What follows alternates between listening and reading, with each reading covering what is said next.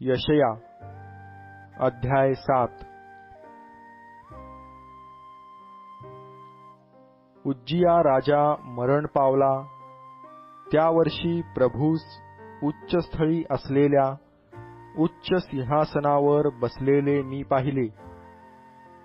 त्याच्या झग्याच्या सोग्यांनी मंदिर व्यापून गेले होते। त्याच्या भोवताली सराफिम उभे होते। त्या प्रत्येकाला 6 पंख होते। दोहोंनी तो आपले तोंड झाकी, दोहोंनी आपले पाय झाकी व दोहोंनी उडे। ते आळीपाळीने उच्च स्वराने म्हणत, पवित्र पवित्र पवित्र सेनाधीश परमेश्वर, अखिल पृथ्वीची समृद्धी त्याचे वैभव होय।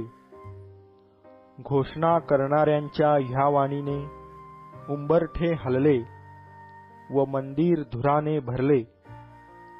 तेव्हा मी म्हणालो, हाय हाय, माझे आता वाईट झाले, कारण मी अशुद्ध ओठांचा मनुष्य आहे आणि मी अशुद्ध ओठांच्या लोकात राहतो। आणि सेनाधीश परमेश्वर, राजाधिराज ह्यास मी आपल्या डोळ्यांनी पाहिले। मग एक सराफदूत वेदीवरील इंगळ चिमट्याने हाती घेऊन मजकडे उडत आला।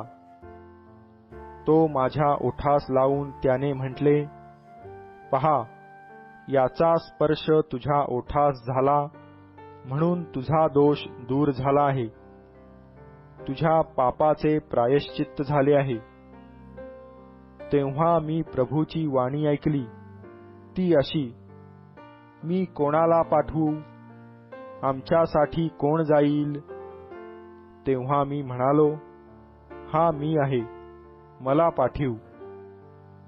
तो म्हणाला, जा, या लोकास सांग की ऐकत रहा पण समजू नका, पाहत रहा पण जाणू नका। ह्या लोकांनी डोळ्यांनी पाहून, कानांनी ऐकून व मनाने समजून मजकडे वळून सुधारू नये म्हणून त्यांचे हृदय जड कर, त्यांचे कान बधीर कर व त्यांचे डोळे चिपडे कर। मी म्हणालो, हे प्रभू, असे कोठवर?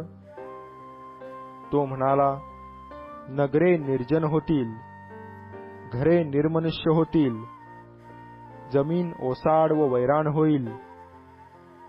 परमेश्वर लोकास दूर घालवून देईल व देशात ओसाड स्थळे बहुत होतील तोवर।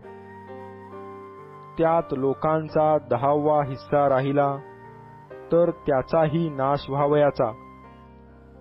तरी एला व अल्लोन ही झाडे तोडिल्यावर ज्याप्रमाणे त्यांचा बुडखा राहतो, त्याप्रमाणे त्यांचा बुडखा पवित्र बीज असा राहील।